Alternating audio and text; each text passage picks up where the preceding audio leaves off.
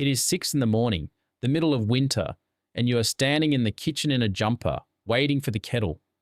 The heater has run all night. You already know roughly what that next bill is going to say. You got back from Bali 3 weeks ago, and ever since, one thought will not leave you alone. Over there, that same morning, coffee was $2 in the warm, watching the palm trees move. So you catch yourself doing the maths without meaning to. What if you did not just holiday there? What if you actually lived there for good? And what would that really take? You are far from alone in that thought. More and more Australians in their 50s and 60s are seriously weighing it up. Not a 2-week trip, a whole new chapter, somewhere warmer and a lot cheaper. And the reason is simple. The cost of living here has gone through the roof. Groceries, power, insurance, council rates. It all climbs every single year, and the super and the pension have to somehow keep pace. According to the Association of Superannuation Funds of Australia, a couple now needs just over $72,000 a year to retire comfortably. $72,000 every year, and rising. For people who worked 40 years and did everything right, that number can feel like a quiet insult. So the eye drifts north, to a place where the same money stretches 2, even 3 times as far. But money's only half of it. Because what really pulls people to Bali is not the low prices. It is the feeling of the place. Warm mornings, slow afternoons, and nobody rushing anywhere. Long stay living in Bali is a completely different thing to a holiday. You are not racing around ticking off temples. You are settling in, finding your local warung, your coffee spot, your own quiet rhythm. Retirees who make the move describe it the same way, over and over. They got their time back. The days feel longer, the stress falls away, and the calendar is finally, genuinely their own again. There is a real community too. Expat groups, morning walks, markets, yoga, shared dinners. People who made the same leap and are happy to show you how it all works. You are rarely on your own out there. And there is something quieter as well. Back home, living comfortably can feel like something you must explain away. Over there, a good life is just the baseline. That constant pressure to keep up appearances simply eases off. So let us get practical and run the actual costs, because this is where the appeal turns real. And we start with the biggest line item of the lot, a roof over your head. A comfortable villa in a quieter part of Bali, nothing flash, a nice garden, maybe a small pool, runs somewhere around 20 to 25,000 Australian dollars a year. One thing to know though, most Bali landlords want the whole lease paid up front, a year in advance, sometimes several years. So you need that lump sum sitting ready the day you land. Then the food, and this is where Bali really shows off. 2 people eating out regularly, plus fresh produce from the local markets, can come in around $600 a month. Think about that against home, a pub meal and a couple of drinks here. And you are near $100 before dessert. Over there, that same 100 can feed the 2 of you for days. Getting around is cheap as well. A second-hand scooter, fuel that costs a few dollars, and the whole island opens up. For longer runs, you just hire a car and a driver for the day. One cost you must take seriously though is health cover. Over there you are off Medicare, so a solid international health policy is essential, and for a couple in their 60s, that is a genuine expense. Add internet, power, water, and a bit of fun money for massages, day trips, and the odd flight. And it still lands gently. All up, a couple can live well in Bali for around $55,000 a year. 55 grand over there against nearly 70 for the same comfort at home. That is the pull in one line. A warmer, slower life and roughly $14,000 a year cheaper. A word from people who have actually done it. Do not budget for the holiday version. Budget for real life. The wet season, the flat days, the ordinary weeks. That is the number that truly has to work.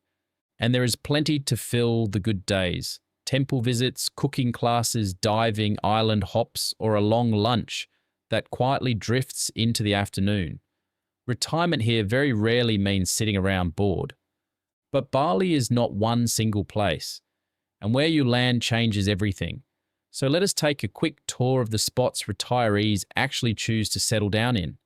Sanur is the classic pick for the over 60s. Calm beaches, a flat, easy path along the water, and a big, established expat community.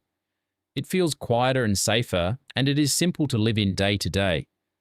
Ubud sits inland up in the green hills, cooler, calmer, and built around art, culture, and wellness rather than beach bars.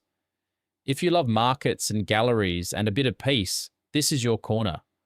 Canggu is the young, busy end. Trendy cafes, surf, scooters everywhere. Brilliant to visit, but most retirees quietly decide it is a bit much for the long haul. A great taste, less of a forever home. And plenty of people now look past Bali altogether. Lombok next door is quieter and cheaper, and other parts of Indonesia offer the same lifestyle for even less again. The options really are everywhere. So it all sounds close to perfect. And for a lot of people, it truly can be. But before you book that one-way ticket, there is a serious side that never makes the highlight reel. Slow right down here. Because the moment you stop being an Australian resident for tax purposes, a whole set of rules quietly changes. And these are exactly the things people forget to check until it is far too late. Start with that rental income from the family home. As an Australian resident, your first $18,200 each year is tax-free. That is the tax-free threshold everyone leans on.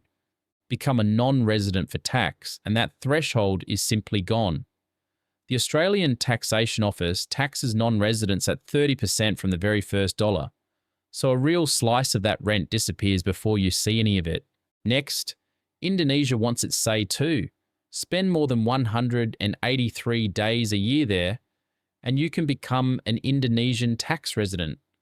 And that changes the whole picture in a serious way, because Indonesian tax residents are taxed on their worldwide income, not just what you earn locally.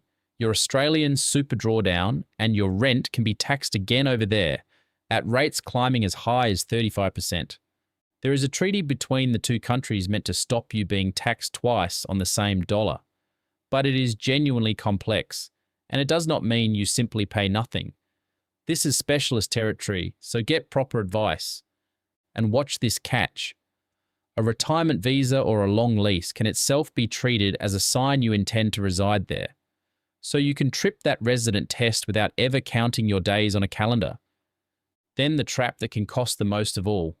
The house. Rent it out and hold on to it, and you are fine. The real danger is the day you finally decide to sell it. Since the 1st of July 2020, if you sell your home while you are a non-resident for tax, you can lose the main residence exemption completely. And that is not some small technicality. Picture a home bought for 200 grand, now worth 800. Sell it as a resident and you can pay nothing.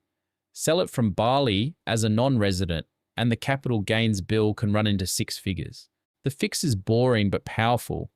Either sell before you leave while you are still a resident, or come home, become a resident again, then sell.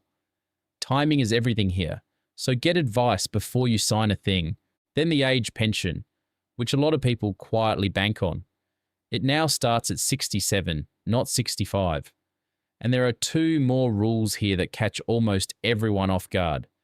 If you live overseas and come back to claim it, you generally must stay in Australia for 2 years before you can take it back overseas. And Indonesia is not one of Australia's 32 social security agreement countries. Those agreements are what help you claim and get paid across borders. Without one, lining up the pension from Bali gets a lot harder, and Medicare lapses once you are gone long term, with no reciprocal deal there either. None of this kills the dream. It just means the smart move is planning, not winging it. The lifestyle is the easy part.